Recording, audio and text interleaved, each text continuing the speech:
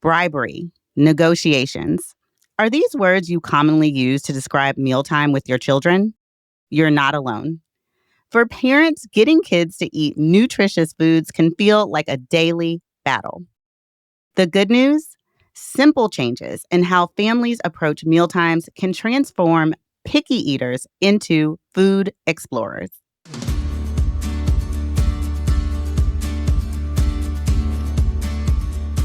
Welcome to the Healthier You podcast. I'm Dr. Ashlee Williams, and today I'm joined by Dr. Christina Brown, a board-certified pediatrician and pediatric lifestyle medicine physician within the Center for Healthy Weight and Lifestyle Medicine at Kaiser Permanente. Today, we're exploring practical strategies that make nutritious eating for kids both fun and sustainable. Dr. Brown, thank you so much for joining us today. Thanks so much for having me. This is such an exciting topic. Okay, so just tell us, what does healthy eating actually look like for children? And why is it important to establish these habits early? Oh, it can look different in every household. We're all just doing our best. I'm a mom myself, but we've all just come off of survival mode in the summer, getting back into school here. So let's start with breakfast, for example. So trying to figure out a good, healthy protein to have with breakfast and trying to figure out adding fruits and into your meals. That would be great to do as well. For lunchtime, if you can, packing a lunch with your child, help them figure out what some of their favorite foods are, and you can pack the lunch together so you can be prepared for the next day. So in each family, you can try to figure out what some of their favorite foods are, make it exciting together, but you want to be including some fruits and vegetables, filling about half of the plate, a quarter of the plate having a carb, and a quarter of the plate being a protein, following that My Plate food model. So what role does family modeling play in how our kids eat? So as a parent, you should be role modeling yourself that healthy eating. So trying to include fruits and vegetables on your plate as well.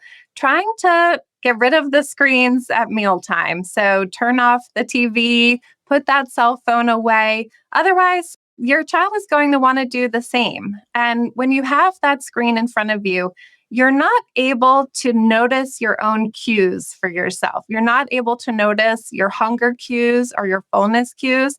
So you can end up over or under eating. So definitely as a parent, you've got to role model those healthy habits from including what to choose and then also how to eat it.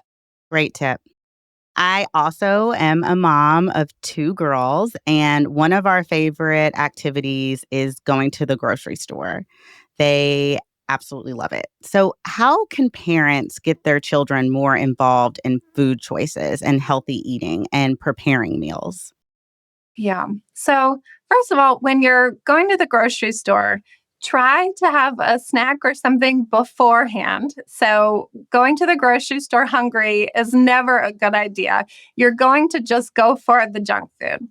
And then when going to the grocery store, try to spend the bulk of your time around the edges of the grocery store. That's the produce side, and then also like the meat aisles, and then also like the dairy and bread aisles. So the stuff in the middle is more of the processed food. So I try to talk to my patients about eating real foods rather than the food that comes from a bag or a box.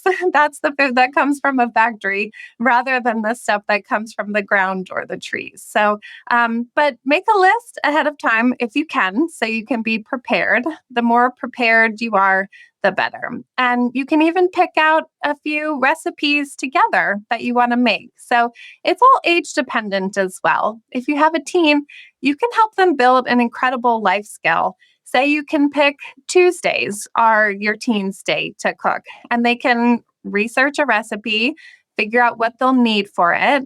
They can help you go to the grocery store and pick out what they'll need and how much of it. And then Tuesdays are their night. And then they can build their repertoire of some of their favorite recipes and that they can keep with them for the rest of their life. It's an amazing life skill.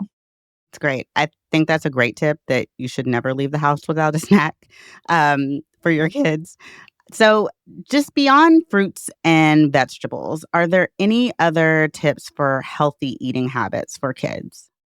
Yeah, yeah. Well, one is always preparing ahead of time. So when you're hungry, or you're tired, you're not going to make your best food choices. Same like if you're stressed, right? So if you can plan ahead of time what you want your meals to look like, of course things come up, of course things change, but if you can plan ahead of time, that's always better. But also pick small wins, okay? If you do need to go out to eat, it's always better to choose the grilled options compared to the fried options. Okay. If you need a drink, choose the water compared to the juice or the soda if you can. They pack so many grams of sugar into those sugar sweetened beverages. And say you're working so hard, you're going to the gym, you're working on your healthy habits, you can drink so many of your calories so quickly with those sugary drinks. They're not great for your teeth. They're not great for preventing diabetes. They're just not great for your health. So you can take a big step backwards, so in 2 seconds downing a drink, especially on a hot summer day. So just little things can all add up over time. So I tell parents, well, who does the grocery shopping? Who pays the bill? Like why is it even in the house, right? You're complaining your child is drinking 4 cans of soda a week. Well, let's not even have it in the house because if you're seeing it there, a lot of people pass by the pantry or pass by the fridge. If you see it there, you want it. Or if it's an old habit, you go for it. But let's try changing that habit. Let's just not even have it in the house. So you're not even craving it. You're not even going for it. You have to plan ahead for yourself. When you're in that motivated state, make the changes then so that when you are tired, when you are hungry, when you are stressed, you have a plan already in place for yourself. So, I think picky eating is a concern for a lot of parents. For us, I Yes. have a 2 and a 5-year-old. It depends on the day of the week, the way the wind's blowing. There's no rhyme or reason to it. Do you have any tips for parents on how to encourage kids to pick healthy options like fruits or vegetables? Yeah. Yeah. So, one, starting from a really young age, I recommend to read with your children different books that talk about all the different kinds of foods. So, that can be like the Dragons Love Tacos book, or some of the scratch and sniff books that, can smell the different foods, or some of the texture books where you can feel, what a lemon peel may feel like, right? So, reading the different books and talking about the different smells and textures and flavors of foods, and then when they're really little, even just letting them experience the food is part of the process. So they don't have to finish the whole thing. Even them playing with it on their plate is step one towards getting to them to actually taste the food. It's not what we want, to see all the way, but it's a step towards getting to where we want to go. Okay. But try to set up the good habits all around. So minimizing distractions at the meal, trying to role model all of the things that we talked about. But even if they're kind of exploring the food, that's step one.